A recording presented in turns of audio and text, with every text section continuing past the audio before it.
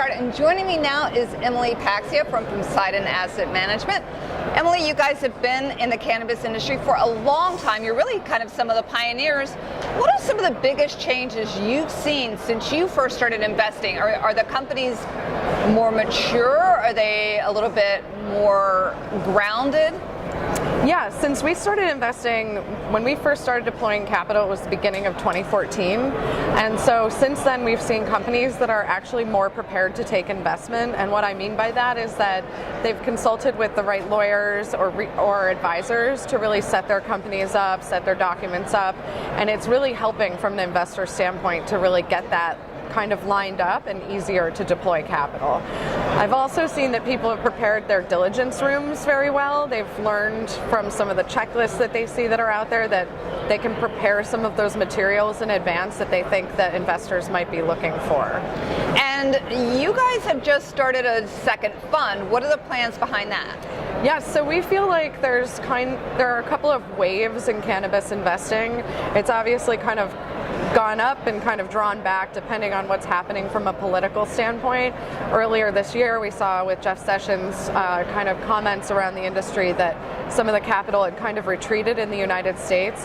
But since the political support seems to be back on track for the industry, and if not more so than ever before with the midterm elections coming up and with the polling indicating that people are very in favor of it, it feels like it's a very strong time to be pushing capital into the market, into the right companies that are ready to scale and grow.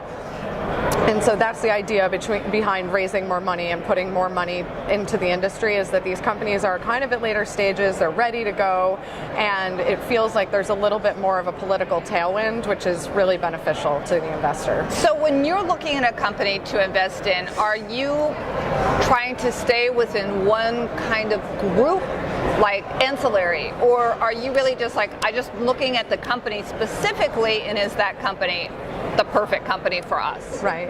When we first launched, we were very focused on ancillary because we weren't sure what our investors' appetite for the risk of touching the plant directly would be.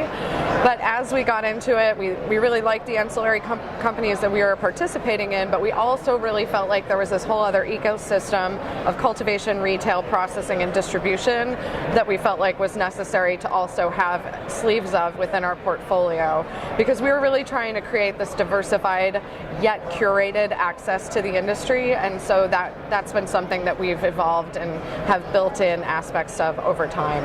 So obviously California coming on strong. Is that where you guys are spending most of your time now? Yeah, so we actually built our business in California, even though Colorado was the market that was opening. We felt like, just based on the size of California, the complexity of the market, and just waiting for knowing that at some point they would legalize it, and especially with having the opportunity to watch what happened in Colorado, Washington, Oregon, and then make that move, we just felt like it was the right place for us to be.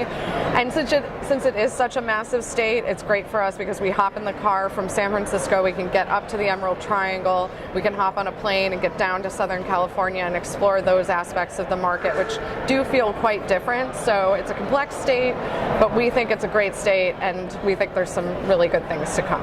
Do you feel that some of the businesses are now leaving Colorado and headquartering now in California?